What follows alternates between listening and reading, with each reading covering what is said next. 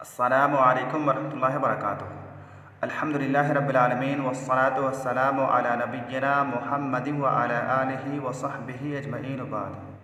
तलबा-ए अज़ीज़, हम लोगों ने इस किताब में यानी बाक़ूरतुल अदब में गुज़श्ता दर्स में कई कलिमात के मानी पढ़ा था, जिसमें हम लोग मियाँ समून तक पहुँचे थे, जिसका माना बताया गया था कलाई और इसकी जमा बताई गई थी मआसिमो।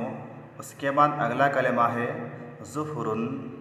इस कलिमा को फ़ा के ज़म्मा के साथ ज़ुफ़रुन भी पढ़ा जाता है। तो चाहे ज़ुफ़रुन हो या ज़ुफ़रुन हो, फ़ा के सुकून के साथ हो या फ़ा के ज़म्मा के साथ हो, दोनों का माना है नाखून।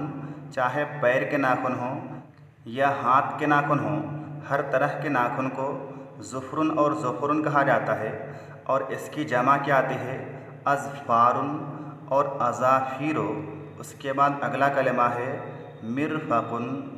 इस कलिमा को मरफ़क़ुन भी पढ़ा जाता है, यानी मीम के फ़तहा के साथ और फ़ा के कसरा के साथ मरफ़क़ुन। तो चाहे मिरफ़क़ुन हो या मरफ़क़ुन हो, दोनों का माना है कोहनी। क़ुरआन पाक में जहाँ पर वज़ू का तरीक़ा बयान किया गया है, वहाँ पर है फ़ग़सिलू वजूहकुम व अयदीकुम इलल मराफ़िक़, कि वज़ू करते वक्त अपने चेहरों को धोवो और अपने हाथों को कोहनियों समेत धो। उसके बाद अगला कलिमा है, ऐसे यहाँ पर क्या लिखा हुआ है ज़ाल अलिफ और हमज़ा यानी ज़ाउन, लेकिन ज़ाउन नहीं बल्कि ज़िराउन होना चाहिए। तो ज़िराउन का माना क्या है बाजू, यानी कोहनी के सिरे से लेकर के दरमियानी उंगली के सिरे तक जो हिस्सा वज़ू करते वक्त धोया जाता है। और इसकी जमा क्या आती है अज़रुन और ज़ुरआनुन। उसके बाद अगला कलिमा है, ऐसे यहाँ पर बाउन लिखा हुआ है, बा अलिफ और हमज़ा बाउन लिखा हुआ है, लेकिन इसे आइन के साथ बाउन होना चाहिए। और बाउन का माना क्या है दोनों हाथों के फैलाने की दूरी।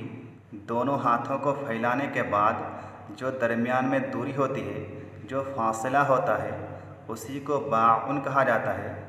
इसी तरह से तवीलुल बाए उस इंसान को कहा जाता है जो कि ताकतवर हो, ताकतवर इंसान को कहा जाता है।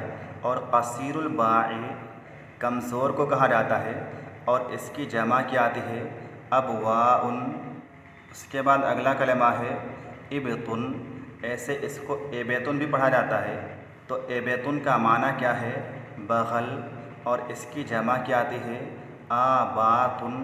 उसके बाद अगला कलिमा है कतिफ़ुन।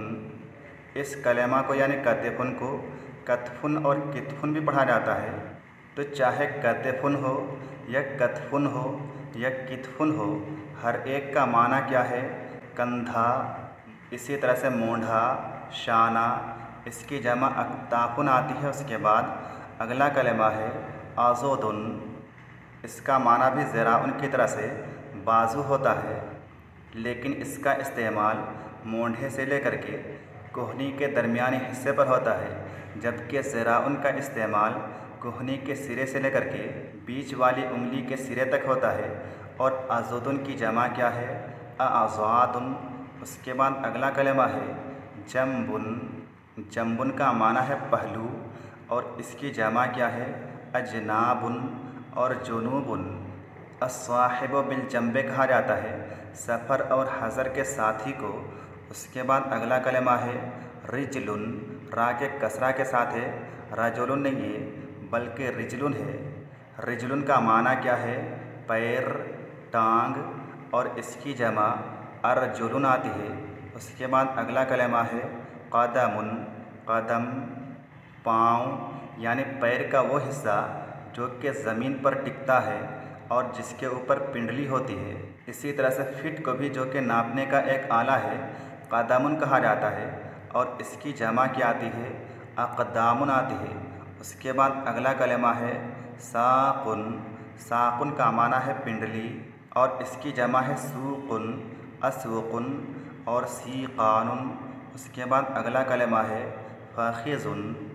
इस कलिमा को यानी फ़ाख़िज़ुन को फ़ख़्ज़ुन और फ़िख़्ज़ुन भी पढ़ा जाता है।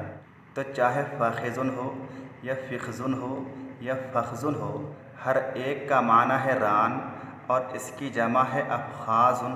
उसके बाद अगला कलमा है आजोज़ुन। आजोज़ुन का माना है पिछला हिस्सा, सुरीन, और इसकी जमा आजाज़ुन आती है। उसके बाद अगला कलमा है लहमुन। लहमुन का माना है गोश्त, जैसे कि कहा जाता है लहमुन तरियुन, ताज़ा गोश्त। इसी तरह से लहमुन मक़लियुन, भुना हुआ गोश्त, और इसकी जमा आती है अलहुमुन और लुहूमुन। उसके बाद आखिरी कलमा है दमुन। दमुन का माना है खून और इसकी जमा है दिमाउन और दुमियुन। तो आज के लिए बस इतना ही। इन तमाम कलिमात को अपनी कॉपी में लिख करके सही तौर से समझ करके माना और जमा के साथ याद करें। अस्सलामु अलैकुम वरहमतुल्लाहि वबरकातुहू।